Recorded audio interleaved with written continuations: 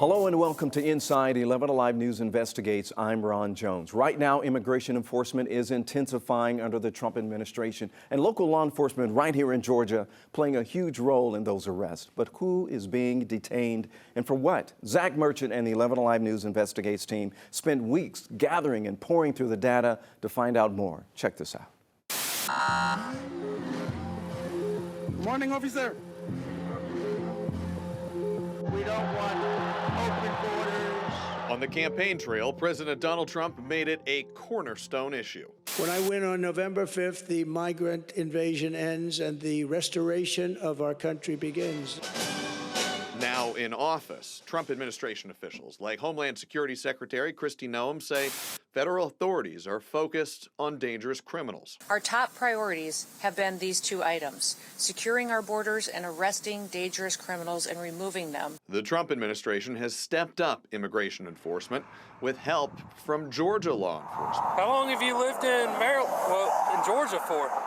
A state law passed last year requires local law enforcement agencies to apply to the federal 287G program, which allows them to flag detainees suspected of being undocumented immigrants to Immigration and Customs Enforcement. Can you step out of the car? Step out of the car for me? Lumpkin County Sheriff Stacey Gerard's office is one of them. Is the 287G program taking in the worst of the worst? I don't know what their past criminal history was. I just know at the time they detained them, usually it's a minor misdemeanor offense. According to records 11Alive News Investigates obtained, 31 Georgia agencies have active 287G agreements. Data we reviewed from more than a dozen Georgia law enforcement agencies offers a broader snapshot. In the first half of 2025, they collectively flagged more than 600 arrestees for ICE under the 287G program. Nearly half were for traffic violations, like driving without a license or speeding. 10% were for violent crimes, like assault, rape, or battery. Another roughly 15% of suspects were detained for DUIs. Republican State House Majority Leader Chuck F. Strachan helped pass the law calling for increased cooperation between Georgia law enforcement agencies and ICE. So the issue there is, if an individual is in this country illegally, they've already committed a federal crime. The federal government already has the ability to deport them. Data we reviewed shows ICE did not take every detainee into their custody. Some, like immigration attorney Emily Davis, argue the enforcement is overreach. It's definitely not working. Where I'm seeing families being ripped apart, fear in the communities, complete chaos in our courts. Others, like Sheriff Gerard, say local agencies are just enforcing existing state law. You can't drive without a license, but I would recommend being here legally. I'd recommend having a Georgia license and operating under Georgia law, because that's what everyone else has to do. And two important points here, one about the agencies involved, the other about the data. Let's start with the agencies. Obviously, this report focused on the sort of initial interactions that potential arrestees have with the arresting agencies. That's data coming in from the sheriff's offices.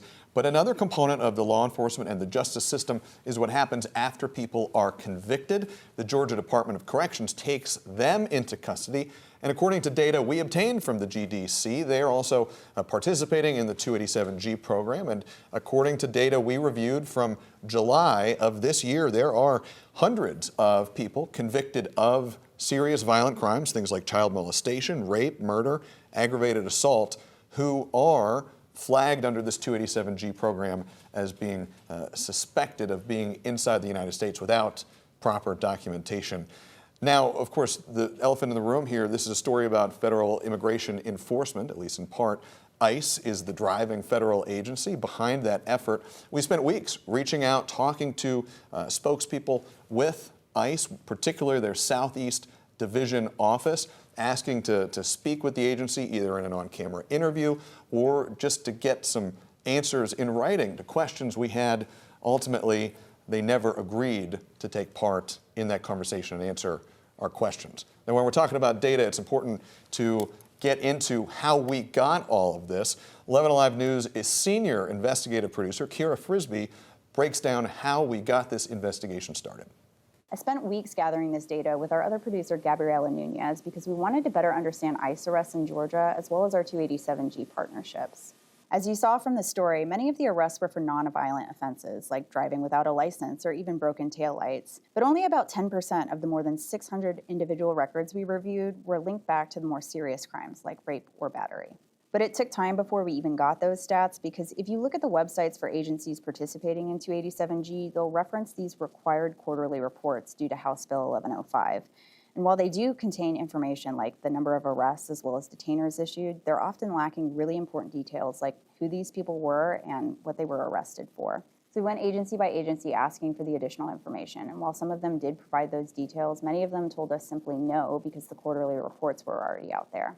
But that did lead to some other data points from our investigation about what happened to the individuals after they were arrested. And what we found was even if they were arrested for those lower level offenses, like driving without a license, sometimes they were kept on holds, others were picked up by ICE according to law enforcement, or they were simply just released back to their communities within 48 hours. Certainly this is a very layered issue here in Georgia, and our investigative unit will keep a close eye on things in the coming weeks and months. So obviously this is a story with lots of data, lots of numbers, but at the heart of it is people, including, of course, the people who were taken into custody, but also the law enforcement officials who are a part of this. Ron, before you started doing this in a previous life, you were a law enforcement officer. I'd be so curious for your thoughts on what these sort of federal, local, cross-agency partnerships, what they actually look like in practice. Well, I would think that the police officer on the street every single day working that beat, they're kind of stuck in the middle. Regardless of what they may believe politically, they still have to respond and react based upon what their leadership tells them. And being a former, not just police officer, but field training officer, I would have to train other rookies to make sure they carry out their duties to enact these laws and to execute these laws as well. But I think if I am given, as a police officer, if my boss, the chief, the deputy chief, or whatever, they tell me, Officer Jones, this is what you need to do. Sergeant Jones, this is what you need to enforce. I'm not there to try to debate them. I still have to carry it out. Regardless of what I may feel personally about it, you still have to enforce the law. And you put your thumb right on a real core part of this whole conversation, in that it is a topic that invokes really strong emotions. It's a hot button political issue. One of the things we heard from law enforcement leaders, including Lumpkin County Sheriff Stacy Gerard, he said, look, under this program, his agency, many of the other agencies, they're not proactively acting as immigration enforcement agents. What they're doing in practice, and the way the partnership is set up, is if somebody comes into contact with law enforcement, if they are detained, and then in the process of that arrest, that officer, that sheriff's deputy, creates or becomes suspicious that somebody is not in the country lawfully, then they flag that to ICE. And then it's up to ICE to decide whether they're going to take that person, that detainee, into their custody or not. I think this is a good time to hear a little more from Sheriff Stacy Gerard, the Lumpkin County Sheriff, in his own words. What I have seen in my 37 years of law enforcement, and then now at this point in time for the last 15, 20 years, I guess it is, that, you know, it really depends on who is the president at the time of the enforcement and how strong the enforcement. With what I have detected, you know, under Obama, there was some people that would be deported. Under Biden, I don't know of anything that happened with ICE, with deporting or anything of that nature. And then now with President Trump, it's getting back on the more stringent with ICE. So a lot of that is geared toward the federal level and with the president level of what their mindset is with that. Does that create challenges for a local sheriff like yourself? No, because basically what we're doing is just enforcing state law. It's up to the ICE department to decide what happens from there, because we just bring them into custody under state law. And one thing I don't want anyone that is, you know, here, whether they're legally or illegal here in the community, is, you know, if they're a victim of some kind of crime, it isn't like we're going to be coming to them. If they call I don't want them to be nervous about calling 911. If they call 911 because they're a victim, then whatever the situation is, we deal with, but they haven't been arrested, so we're not looking at them to try to detain them for ICE if they're here illegally. I don't want anyone to ever feel nervous about calling law enforcement if they need assistance, because unless they're arrested, we're not contacting ICE with that. We're not there to try to find out if they have legal status or not. We're there to help them with whatever it is that they're a victim of. So I'd like to be sure that, people of the community know that.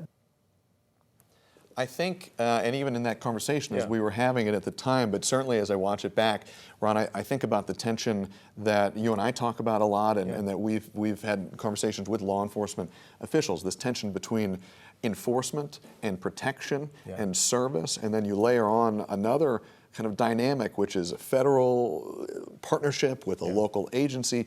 There are a lot of, sometimes I'd imagine, competing priorities that an officer or deputy on the street has to be juggling in real time. Absolutely. So an officer, before they make an arrest, they have to have probable cause. So you have to have probable cause. That means that you believe that someone has possibly committed a crime, and it fits the elements of those crimes. So once I show up on the scene, if I feel that a crime has been committed, then I can go a little bit further and I can ask a lot of deeper questions, get the person's identity, all these different things, right? And possibly take that person into custody. However, a victim, I'm not going to do that. If a victim of a rape, a victim of a burglary, I'm not going to run their name and try to figure out what they're all about. But if I believe that someone has committed a crime, unless the victim has committed a crime too, right? But if I have probable cause to believe that a crime has been committed, I, as a law enforcement officer, have every single right to run that person. Then it can end up going to violating state laws, and they can end up in the hands of ICE as well. My job is just to enforce and not to prejudge. And that was something that Sheriff Girard really, he said it multiple times in our conversation. He really stressed, he said, I do not want this to disincentivize people who are victims from reaching out and from asking for help. That was a real point of emphasis for his. And of course, this is, as we've said, this is a controversial issue. It's one that has also been really front of mind in our country's political discourse for many years now, and certainly after the 2024 presidential election. There are some folks who have real concerns about the way this 287G partnership and the current state of immigration enforcement is playing out. One woman who has those concerns is Emily Davis. She is an immigration attorney, and she really specializes, her practice area, this is a little bit of a simplification, but essentially as somebody who defends people who are arrested, who are detained, and who are taken into the immigration enforcement process. This is what Emily Davis had to say about how the system is working and in her view, not working right now. When we are using jail space for people who have not committed any crimes, and by the way, entering the United States unlawfully is not a crime, it's a civil violation unless they're processed for a crime. So when we're doing that, we are leaving open people who have committed offenses, who are living in our communities, who are dangerous criminals. And the rhetoric of the Trump administration has been to get out the worst of the worst, to go after criminal aliens is what they call these people, but that's not what's happening.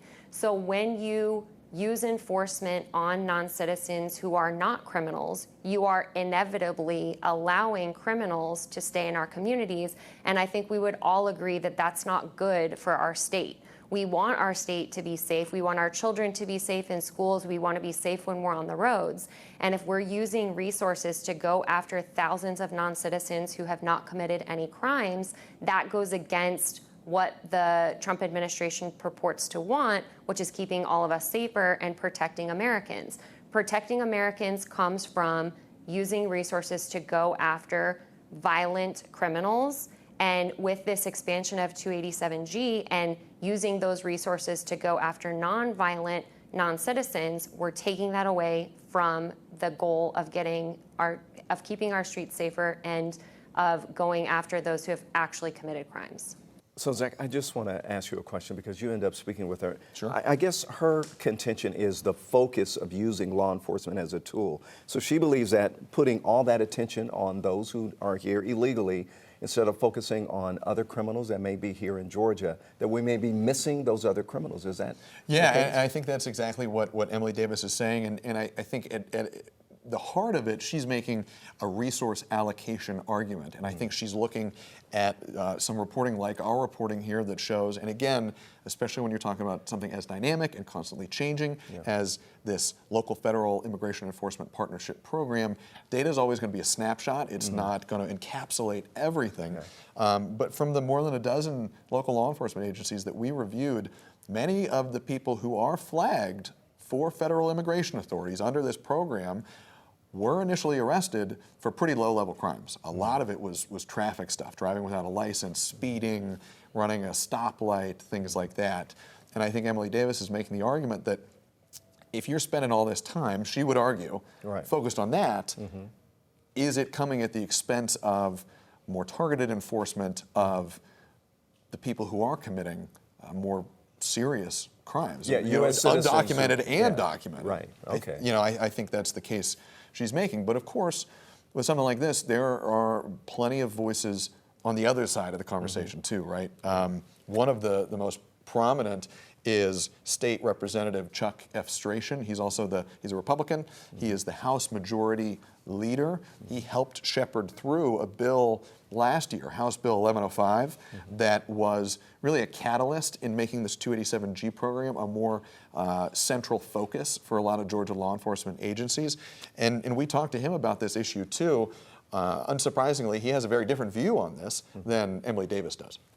Look, at the end of the day, we have to rely upon the rule of law, and individuals who are in this country illegally, I think, should recognize that that breaking the law and not following the proper process for immigration is an issue. I fully support reform of our immigration system so that individuals can go through the proper channels, that can be done in a timely manner. We have a wonderful, amazing country, but we also have a process that has to be followed for immigration. And simply ignoring that process is not an acceptable response. We have to ensure that certainly as a legislator here in Georgia, we have to ensure that the law is complied with by individuals within this state. And if the federal government points out that somebody's here illegally and that they're to be deported, then that's the prerogative of Immigrations and Customs to do that. So look, we have these conversations, Ron, a lot, and that's the nature of what we do. We're trying to tackle and make sense of really big, complicated issues. Anytime you do a story like this, you're going to gather a lot of data, but it's still going to be a snapshot. And in something like this, it's controversial. There are a lot of really passionate, strong voices on very different sides of this issue, and sometimes local law enforcement, you heard from the sheriff there, in some ways get stuck in the middle where they're just trying to comply with directives coming from a lot of different directions. The one thing we can always promise is we're going to keep tracking this. We're going to keep taking an eye and a look at it and trying to, you're never going to get everything all at once, right?